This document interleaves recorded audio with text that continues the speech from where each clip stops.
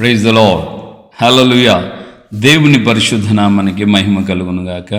క్రీస్తునందు నా ప్రియమైన దేవుని బిడ్డలని మీ అందరికీ హృదయపూర్వకమైన వందనాలు తెలియజేస్తున్నాం. ఆమేన్. హల్లెలూయా. ప్రియమైన దేవుని బిడ్డలారా, ఎలా ఉన్నారు? మన ప్రభు రక్షకుడు ఆయన ఇంతవరకు మనల్ని కాపాడి సంరక్షించారు. అందుకే దేవునికి మనం మానక కృతజ్ఞతాస్తుతి చెల్లింపబద్దులమై ఉన్నాం. సో ఈ దినాన దేవుని యొక్క సన్నిధిలో ఉండే ఒక వాక్య భాగాన్ని మనం ధ్యానించుకుందాం. ఆరోగ్యం అనే దాని గురించి మనం చాలా లేఖన భాగాల గురించి మనం చూస్తాం. మెట్టుకు ప్రతి వారికి కూడా ఆరోగ్యం అవసరం. సో దేవుని వాక్యంలో మనం గమనిస్తే సర్వ శరీరమునకు ఆరోగ్యము అని రాయబడింది. సర్వ శరీరమునకు ఆరోగ్యాన్ని గురించి దేవుని యొక్క లేఖనంలో మనం గమనించినప్పుడు సామెతల గ్రంథం 4:22 ఈ మాట రాయబడింది. ఈ వాక్యం ఇలా చెప్తుంది: దొరికిన వారికి అవి జీవమును వారి సర్వ శరీరమునకు ఆరోగ్యము కలుగు చేస్తాయి. ఏంటి? వేటి ద్వారా సర్వ శరీరానికి ఆరోగ్యం కలుగుతుంది? వేటి ద్వారా మనం సర్వ శరీరానికి ఆరోగ్యాన్ని మనం పొందగలం? సో మనము లోకంలో వెళ్ళి మనం చూసినప్పుడు రకరకాలైనటువంటి మందులు ఉన్నాయి. సో వైద్యపరంగా మనం గమనించినప్పుడు ఈ యొక్క ఇంగ్లీష్ మెడిసిన్ ఉన్నాయి, ఆయుర్వేదిక్ ఉన్నాయి, నాటు వైద్యం ఉంది. ఇలా రకరకాలైన వైద్యాలు మనం చూస్తాం. ఏ వైద్యం అయినా సరే సర్వ శరీరానికి ఆరోగ్యాన్ని కలుగు చేయటం ఇంచుమించుగా అసంభవం. సో దేవుని యొక్క వాక్యంలో సర్వ శరీరాన్ని గురించి, ఆ సర్వ శరీరానికి అవసరమైన ఆరోగ్యాన్ని గురించి స్పష్టంగా వ్రాయబడింది. ఎలాగా, ఏ విధంగా ఆరోగ్యం అనంటే ఆ పై వచనాల్లో ఈ గ్రంథకర్త సొలొమోన్ గారు రాస్తున్న మాట ఏంటంటే, నా కుమారుడా నా మాట ఆలకించు అని ఆయన చెప్తున్నాడు. చూడండి 20వ వచనం నుండి, నా కుమారుడా నా మాట ఆలకింపుము, నా వాక్యములకు నీవు చెవియొగ్గుము అని అంటున్నాడు.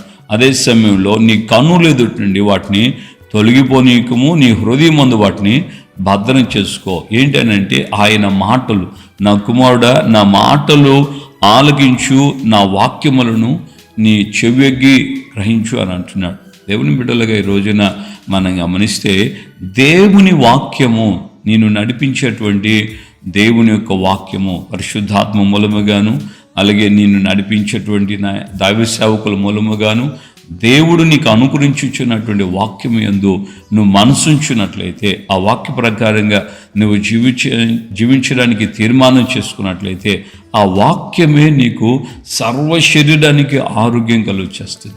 సో వాక్యం వింటుండగానే స్వస్థత అనుభవించినటువంటి వ్యక్తిని గురించి మనం దేవుని లేఖనాల్లో చూస్తున్నాం. దైవజనుడు పౌలు గారు సువార్త ప్రకటిస్తూ ఉన్నాడు. సువార్త ప్రకటిస్తుంటే ఇంచుమించుగా 40 సంవత్సరాలుగా కుంటివాడైనటువంటి ఒక వ్యక్తి ఆ దైవజనుడి యొక్క మాటలు, పౌలు గారి యొక్క మాటలను శ్రద్ధగా వింటూ ఉన్నాడు. దైవజనుడు అతనిని గమనించి తేరుచూచి అంటాడు, ఇతనిలో ఆ విశ్వాసం ఉందన్నటువంటి గ్రహింపును కలిగి దైవజనుడు అంటాడు, నీవు లేచి నీ పాదములు మోపి నిలువు అని చెప్పగానే వాడు దిగ్గున లేచి వాడి పాదములు నిలబెట్టినట్లుగా, వాడు లేచి నడిచినట్లుగా, గంతులేస్తున్నట్లుగా దైవజనుడైన పౌలు యొక్క జీవితపు ఆ సేవలో మనం గమనిస్తున్న అపోస్తలుల కార్యంలో. సహోదరులారా, దేవుని బిడ్డలారా, మరి మన వ్యక్తిగత జీవితంలో గమనించాల్సిన మాట ఏంటంటే, వాక్యము శ్రద్ధగా వింటున్నట్లయితే, వాక్యము మనము గ్రహిస్తూ దానికి అప్పగించుకున్నట్లయితే నిశ్చయముగా ఆ యొక్క వాక్యమే మన జీవితాల్లో అద్భుతమైనటువంటి సర్వ శరీరమునకు స్వస్థతను అది కలుగు చేస్తుంది. దేవునికి మహిమ కలుగును గాక. దైవజనులు మోహన్ సి లాజరస్ గారి యొక్క మెసేజెస్లో, ఆయన యొక్క మ్యాగజైన్స్లో నేను ఒకసారి చదివాను, అలాగే విన్నాను కూడా. ఏంటంటే ఆయన ఒక చోట ప్రసంగం చేశాడు. మహాసభల్లో ప్రసంగం చేసిన తర్వాత దిగి వచ్చి రోగుల కోసం ప్రార్థన చేయడానికి దిగి వచ్చినప్పుడు అక్కడ ఒక హ్యాండిక్యాప్ వ్యక్తి ఉన్నాడనమాట. దివ్యాంగులు ఉన్నారు. వాళ్ళ దగ్గరికి వెళ్ళి వాళ్ళలో ఒక అతన్ని చూసి అడిగాడట, నీకేం కావాలి, నేనేం ప్రార్థన చేయాలని. అప్పుడు ఆ దైవజనునితో ఆ వ్యక్తి అన్న మాట ఏంటంటే, అయ్యా నేను ఆత్మాభిషేకముతో నింపబడేటట్లుగా, ఆ ఆత్మ బలము నా మీదకి దిగి వచ్చేటట్లుగా, ఇంతవరకు మీరు చెప్పినటువంటి ఆ అభిషేకం నా మీదకి వచ్చేటట్లుగా ప్రార్థన చేయండి. అరే నీకు బాగలేదు కదా, ఈ పరిస్థితిలో ఉన్నావు కదా, వీటి గురించి అడగకుండా అభిషేకం గురించి అడుగుతున్నావు ఏంటనంటే, ఈ శరీర బలహీనత ఉన్నా పర్వాలేదయ్యా, కాకపోతే నాకు ఆ అభిషేకం అవసరం, నాకు ఆ అభిషేకాన్ని ఇవ్వండి అని దానికోసం నా కొరకు ప్రార్థన చేయండి, దేవుడు నన్ను అభిషేకించినట్లుగా. దావీదుడు అతని తల మీద 2 చేతులుంచి భారంగా ప్రార్థన చేస్తున్నాడు. ప్రార్థన చేస్తూ ఉండగానే అభిషేకం ఉంది ఆయన మీదకి దిగి వచ్చింది. పరిశుద్ధాత్మ దేవుడు ఆయన మీదకి దిగి వచ్చాడు.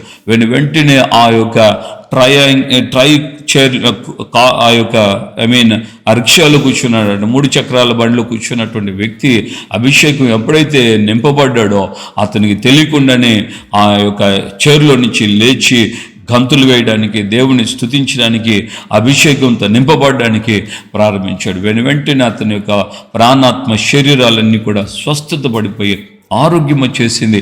అతడు లేచి దేవునిలో ఆనందించడం, పరవశించడం ప్రారంభించారు. నా ప్రియమైన సహోదరులారా, నీ వ్యక్తిగత జీవితంలో నువ్వు ఎదుర్కొంటున్నటువంటి ఆ బలహీనత ఏమున్నా, ఆ అనారోగ్యం ఏమున్నా, అది ఆత్మీయంగానైనా శారీరకంగానైనా సరే, నీకున్నటువంటి ఆ రోగము నీకు పోవాలంటే రోగం మీద నువ్వు మనసు పెట్టుకోవద్దు, రోగాన్ని గురించి నువ్వు ఆలోచించవద్దు. నీ రోగం ఎంతదైనా సరే, ఎన్ని సంవత్సరాల నుంచి నీకు ఆ వ్యాధి ఉన్నా సరే, వాటన్నిటికీ మించిన వాడు మన దేవుడు. హల్లెలూయా.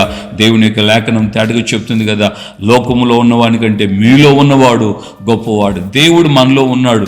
దేవుని యొక్క ఆత్మ అభిషేకం మనతో ఉంది కనుక దేవునిలో ఉన్నటువంటి నీవు ఆనందించి పరవశించి దేవుని నువ్వు ఘనపరిచి, నీ వాక్య ప్రకారంగా నేను బ్రతుకుతాను, నీ వాక్యము చేత నన్ను నింపండి అని చెప్పి దేవుని సన్నిధిలో నువ్వు స్తుతించి ఘనపరచడం ప్రారంభిస్తే నిశ్చయముగా దేవుని యొక్క ఆత్మ నిన్ను దర్శిస్తుంది. నిశ్చయముగా దేవుని యొక్క శక్తి నిన్ను బలపరుస్తుంది. నీ శారీరకంగానైనా ఆత్మీయంగా ఉన్నటువంటి మనోవ్యాధి అయినా సరే, వాటన్నిటి నుంచి పరిశుద్ధాత్మ దేవుని ద్వారా నువ్వు పరిపూర్ణమైన విడుదల పొందబోతున్నావు. ఇది దేవుని యొక్క వాక్యం. ఉదయకాలం అందే నీ సర్వ శరీరమునకు కావలసిన ఆరోగ్యం విషయమై పరిశుద్ధాత్మ దేవుడు నీకు సూటిగా చెప్తున్నాడు. దేవుని వాక్కులందు విశ్వాసం ఉంచినటువంటి నీ వ్యక్తిగత జీవితంలో అద్భుతమైన స్వస్థతను నువ్వు పొందబోతున్నావు. దేవునికి మహిమ కలుగును గాక. హల్లెలూయా. నా ప్రియమైనటువంటి దేవుని బిడ్డలారా, ఏమాత్రం ఆధైర్యించొద్దు, ఏమాత్రం కలవరపడవద్దు, ఏమాత్రం దిగులు పడవద్దు. అద్భుతకరుడైన దేవుడు నిన్ను బాగు చేయుటకు ఇదిగో ఈరోజు నిన్ను సమీపిస్తున్నాడు. ఈ మాటలు యందు నువ్వు లక్ష్యమించు. నా సర్వ శరీరమునకు ఆరోగ్యము నువ్వు ఇస్తావు. నీ వాక్యం యందు నేను దృష్టంగానే ఉన్నానయ్యా, నీ వాక్యము నేను చెవి ఎగ్గుతున్నానయ్యా, ఆలకిస్తున్నాను అయ్యా, నీ వాక్యము చేత నన్ను బలపరచు అని నువ్వు ప్రార్థన చేయడం ప్రారంభిస్తే పరిశుద్ధాత్మ దేవుడు ఆ వాక్యము ద్వారా నిన్ను బాగు చేస్తాడు. కీర్తన గ్రంథంలో ఈ మాట రాయబడింది, ఆయన తన వాక్కును పంపి వారిని స్వస్థపరచునని. నిశ్చయముగా ఈ రోజున దేవుడు నిన్ను తన వాక్కు చేత అద్భుతమైన రీతిలో స్వస్థపరచబోతున్నాడు. అద్భుతమైన ఆరోగ్యము నువ్వు పొందబోతున్నావు. దీనికి అంతటికీ నీ సర్వ శరీరమునకు ఆరోగ్యము నువ్వు పొందుకోవడానికి ఒకటే ఆధారం, అది దేవుని వాక్యం యందు నువ్వు విశ్వసించాలి. అవి నీ హృదయంలో దాచుకోవాలి. వాటిని నువ్వెన్నడూ నీ కన్నుల ఎదుటి నుంచి వాటిని తొలగించుకోకూడదు. అప్పుడు దేవుని యొక్క కార్యము నీలో ప్రారంభమవుతుంది. దేవుడు అద్భుతం ప్రారంభిస్తున్నాడు. ఇదే విశ్వాసాన్ని నువ్వు కలిగి ఉంటే స్వస్థత ఇప్పుడే నీలో ప్రారంభమైంది, అద్భుతం ఇప్పుడే నీలో ప్రారంభమైంది. నీ యొక్క సర్వ శరీరంలోని నీ లోపల శరీర భాగాలు ఏ ఉన్నా సరే వాటన్నిటిని ఆయన బాగు చేయుటకు సమర్థుడైన దేవుడు. అద్భుతమైన రీతిలో, ఆశ్చర్యమైన రీతిలో నిన్ను బాగు చేయుటకు సమర్థుడు. గనుక నువ్వు లోబడు. ఆయన వాక్యము హెచ్చరిస్తుంది, గద్దిస్తుంది, బుద్ధి చెప్తుంది, ప్రేమిస్తుంది. ఆయన వాక్యముకి అప్పగించుకున్నట్లయితే ఆ వాక్యము ద్వారా నీ వ్యక్తిగత జీవితంలో నువ్వు ప్రాణాత్మ శరీరానికి అవసరమైన, సర్వ శరీరమునకు అవసరమైన స్వస్థతను నువ్వు అనుభవించబోతున్నావు. ప్రార్థన చేసుకుందామా. ప్రేమగల తండ్రి, మీ పాదాలు స్తోత్రం. ఈ ఉదయకాలం ముందు మాతో మీరు మాట్లాడి ఆయన మమ్మల్ని మీరు ధైర్యపరిచారు, బలపరిచారు. అవును తండ్రి, మా యొక్క ప్రాణాత్మ శరీరములు మీరు ఎరిగిన దేవుడు కనుక అయ్యా మా సర్వ శరీరమునకు ఆరోగ్యము అనుగ్రహించు నిమిత్తమై అయ్యా మీ యొక్క లేఖనాల నుండి స్పష్టంగా మీరు ఇచ్చినటువంటి ఒక గొప్ప ఆధారాన్ని బట్టి మీకు వందనాలు చెల్లిస్తున్నాం.